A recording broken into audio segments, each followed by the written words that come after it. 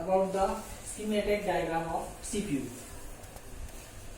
कि CPU कई चीजों से मिलकर बना हुआ है, तो इसके हमने कुछ पार्ट लिए हैं. First one is ALU, arithmetical logical unit. Next part है हमारा accumulator, general and special purpose register, timing and control unit. तो एक स्कीमेटिक डायग्राम CPU का है. अब इनमें हर एक की वर्किंग अपनी अलग अलग है. There are different workings of each.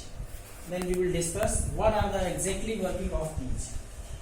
So number one is here ALU, arithmetic logical unit. लिखा है यहाँ पे perform arithmetic and logical operations.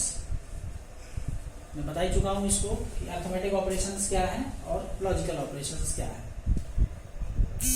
फिर भी इनमें हम लोग प्लस माइनस इंटू इस तरह के ऑपरेशंस होते हैं और इसमें एंड और शिफ्ट इंक्रीमेंट डिक्रीमेंट इस तरह के ऑपरेशंस होते हैं. ये पूरी चीजें लॉजिकल ऑपरेशंस जो है अभी जो आगे टॉपिक्स आएंगे वो आपको डिटेल में पढ़ाए जाएंगे कि लॉजिकल ऑपरेशंस एक्चुअली में हैं क्या. अभी जो है इतना ही समझिए कि AND operation OR operation NOT NOR XOR XNOR shift increment decrement ये एक्चुअली में कई सारे ऑपरेशंस हैं. We will discuss it later कि बाद में इनको स्टडी करेंगे. आपके इसी यूनिट में आगे गिवन है ये ऑपरेशंस. तो ALU की मेन वर्किंग है अर्थमेटिक ऑपरेशंस को परफॉर्म कराना और लॉजिकल ऑपरेशंस को परफॉर्म कराना. Now second thing is there timing and control unit. जो टाइमिंग एंड कंट्रोल यूनिट है ये पूरा कंट्रोल सेक्शन है CPU का. Timing and control signals generate करेगा कि कितनी देर में कौन सी इंस्ट्रक्शन कंप्लीट होगी. ये टाइमिंग और कंट्रोल यूनिट ही कंप्लीट करता है. लिख भी रखा है generates timing and control signals necessary for the execution of instructions. जो इंस्ट्रक्शंस होंगी उनके लिए कितनी देर में कौन सी इंस्ट्रक्शन कंप्लीट होगी और किस वे में कंप्लीट होगी वो चीज आपको टाइमिंग एंड कंट्रोल यूनिट बताएगा. और इसीलिए इसको कंट्रोल सेक्शन भी CPU का कहा जाता है. और इसी की वजह से CPU को ही ब्रेन ऑफ द कंप्यूटर कहते हैं. टाइमिंग एंड कंट्रोल यूनिट की वजह से ही कंप्यूटर को जो CPU होता है उसके लिए हम ब्रेन ऑफ कंप्यूटर कहते हैं. Now we will come here accumulator and special purpose registers. Accumulator general and special purpose registers. देखिए जो रजिस्टर्स होते हैं ये रजिस्टर जब हम किसी इंस्ट्रक्शन को एग्जीक्यूट करते हैं तो ये इंस्ट्रक्शंस जो है उस रजिस्टर्स में जाती हैं. तो रजिस्टर्स में जाती हैं और उसके बाद असेंबली लैंग्वेज हुआ करती है. तो असेंबली लैंग्वेज में ये सारी चीजें एग्जीक्यूट होती हैं. तो जो इंस्ट्रक्शन हम देंगे वो इंस्ट्रक्शन कैसे रहेगी, कौन कौन से रजिस्टर को स्टोर करेंगे. अब फॉर एग्जाम्पल अगर हम यहाँ पे डिस्कस करें कि जैसे अगर मैंने यहाँ पे कहा है अभी यहाँ पे लिखा है एक्यूमुलेटर इज ए रजिस्टर. एक रजिस्टर है accumulator which holds one of operands, जो ऑपरेंड को होल्ड करेगा. अब ऑपरेंड क्या है? फॉर एग्जांपल मैंने यहाँ पे लिया है 5 + 3. तो जो 5 आप देख रहे हैं या फिर आप 3 देख रहे हैं तो इन दोनों 5 या 3 को हम लोग यहाँ पे बोल देंगे कि ये जो है ऑपरेंड है. 5 and 3 आर कॉल्ड ऑपरेंड्स. और जो प्लस सिंबल देख रहे हैं तो ये ऑपरेटर है. जो प्लस सिंबल है वो ऑपरेटर कहलाएगा और जो लेफ्ट और राइट साइड में होते हैं वो जो है ऑपरेंड कहलाते हैं.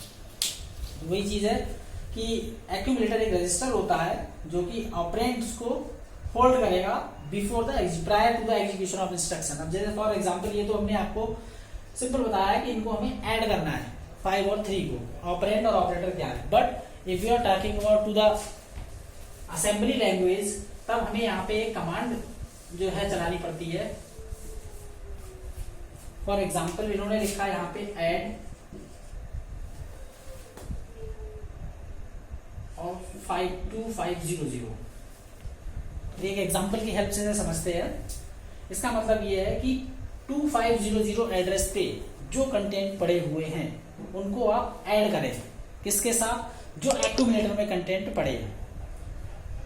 एक बार फिर से समझिएगा, ऐड 2500 का मतलब हो गया कि जो 2500 एड्रेस पे जो भी डेटा पड़ा हुआ है उसको एक्यूमुलेटर के साथ ऐड करना है, और जो रिजल्ट है वो आपका एक्यूमुलेटर में ही स्टोर होगा। तो इस तरह की इंस्ट्रक्शंस होती हैं जो कि कंप्यूटर के इंटरनली वर्किंग में होती है। तो जो चीज है इसको हम रब कर दे रहे हैं। उन्होंने बताया कि जो सीपीयू जो है, कुछ सीपीयू एक ही एक्यूमुलेटर रखते हैं और कुछ जो है सीपीयू नंबर ऑफ एक्यूमुलेटर्स उनमें हो सकते हैं, depend on the computer system. अब जो नेक्स्ट है, जनरल और स्पेशल पर्पस रजिस्टर्स क्या होते हैं? I have told you before कि जो रजिस्टर्स हैं हमारे वो कई तरह के होते हैं। तो जो रजिस्टर है उन्होंने बताया है, यहाँ पे बताया गया है कि जो स्पेशल पर्पस और जनरल पर्पस रजिस्टर्स हैं उनका मेन वर्किंग क्या है। तो जो मेन वर्किंग है उनका स्टोर डेटा को स्टोर करना and immediate results during the execution of program. जो डेटा है जो डेटा है उसको स्टोर करना एंड इंटरमीडिएट रिजल्ट्स, जो रिजल्ट्स आएंगे उनको स्टोर करना जब प्रोग्राम हमारा एग्जीक्यूट हो रहा होता है। प्रोग्रामर के थ्रू एक्सेसिबल हैं। प्रोग्रामर्स कौन होते हैं? प्रोग्रामर्स वो लोग होते हैं जो कि प्रोग्राम को डिजाइन करते हैं, उसको बनाते हैं। और एक बार ध्यान रखेंगे कि ये जो इंस्ट्रक्शन है वो असेंबली लैंग्वेज में होंगी, असेंबली लैंग्वेज।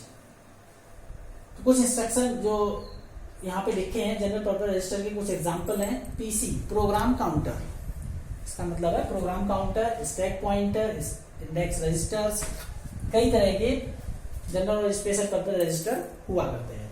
तो ये फिर भी एक स्मॉल इंट्रोडक्शन था आपका सीपीयू का, कि सीपीयू में एक्चुअली में वर्किंग किस किस तरह से होती है। एएलयू का वर्किंग क्या है, एक्यूमुलेटर का क्या है, जनरल पर्पस रजिस्टर का क्या है, टाइमिंग एंड कंट्रोल की वर्किंग क्या है।